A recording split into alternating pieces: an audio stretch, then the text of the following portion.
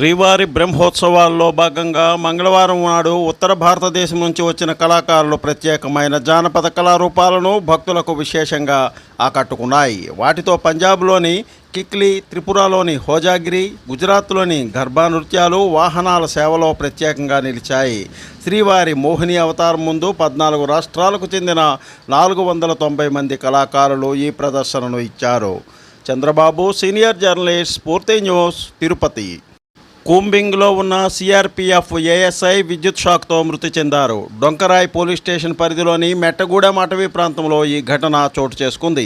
జంతువుల వేట కోసం ఏర్పాటు చేసిన విద్యుత్ వైర్లు తగిలి ఏఎస్ఐ తిరునావాక్ అరుసు మృతి చెందారు. పోస్టుమార్టం కోసం మృతదేహాన్ని చింతూరు ఏరియా ఆసుపత్రికి తరలించారు.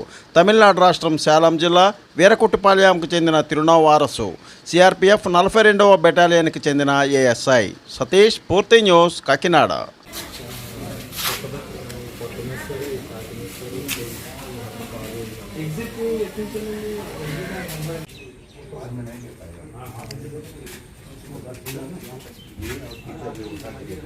జంగారెడ్డిగూడెం పట్టణంలో కొలువుదీరిన శ్రీచక్ర సహిత శ్రీ ముత్యాలమ్మ అమ్మవారి సన్నిధిలో నిర్వహిస్తున్న దసరా శరన్నవరాత్రి వేడుకలు అంగరంగ వైభవంగా జరుగుతున్నాయి. ఈ సందర్భంగా లలితాదేవి అలంకరణలో ముత్యాలమ్మ అమ్మవారు భక్తులకు దర్శనమిచ్చారని ఆలయ నిర్మాణకర్త భవిరిశెట్టి మురళీకృష్ణ, పద్మకుమారి దంపతులు తెలిపారు. ఈ సందర్భంగా ప్రత్యేక పూజలను ఆలయ ప్రధాన అర్చకులు నిర్వహించడం జరిగిందని ఆయన తెలిపారు. స్వామి, స్ఫూర్తి న్యూస్, పశ్చిమ గోదావరి. అందరికీ నమస్కారం. శ్రీమాత్రే నమః. ఏలూరు జిల్లా జంగారెడ్డిగూడెం పట్టణ నూతన మున్సిపల్ కార్యాలయ ప్రాంగణానికి అతి సమీపంలో కొలువైన శ్రీ శ్రీ శ్రీ ముత్యాలమ్మ అమ్మవారి యొక్క దివ్య సన్నిధిలో శరన్నవరాత్రిలో భాగంగా ఈరోజు 5వ రోజు అమ్మవారు లలితా పరమేశ్వరిగా దర్శనమిస్తున్నటువంటి అపూర్వమైన సన్నివేశంలో మనందరం కూడా ఉన్నాం. ప్రధానంగా ఈరోజు లలిత అలంకారంలో అమ్మవారిని భక్తులు దర్శించుకోవడం ఒక ఎత్తు అయితే, శ్రీచక్రార్చన కార్యక్రమం కూడా ఈ రోజున ఎంతో శాస్త్రోక్తంగా వేదోక్తంగా అమ్మవారి దివ్య సన్నిధిలో జరగటం ఒక విశేషం.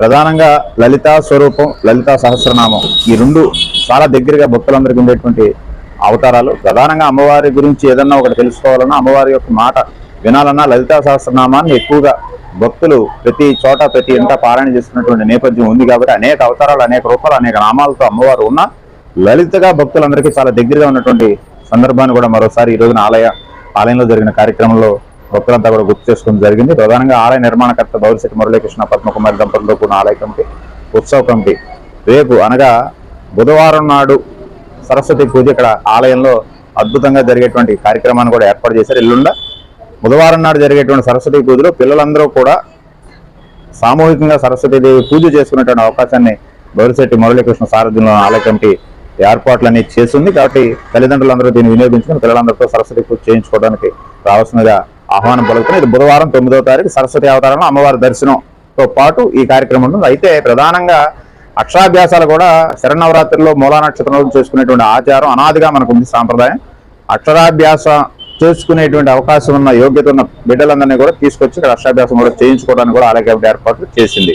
ఇదంతా ఒక ఎత్తైతే రేపు అనగా మంగళవారం నాడు 8వ తారీఖు మహాలక్ష్మి స్వరూపంగా మహాలక్ష్మి అవతారంలో అమ్మవారు ముత్యాలమ్మ తల్లి దర్శనం ఇవ్వబోతున్నారు. ఈ క్రమంలో ఎర్ర కలువ పూలతోటి విశేషమైన అర్చన, తామర బీజార్చన ఈ రెండు కూడా ఆలయ కమిటీ భవిరిశెట్టి మురళీకృష్ణ సారథ్యంలో నిర్వహిస్తూ ఉంది. ఈ కార్యక్రమాలన్నింటిలో భక్తులంతా పాల్గొని అమ్మవారి కృపకు పాత్రలు కావాల్సిన కోరుతున్నాం.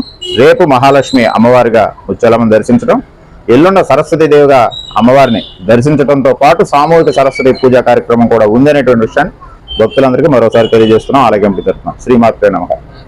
Please like, share, subscribe our channel.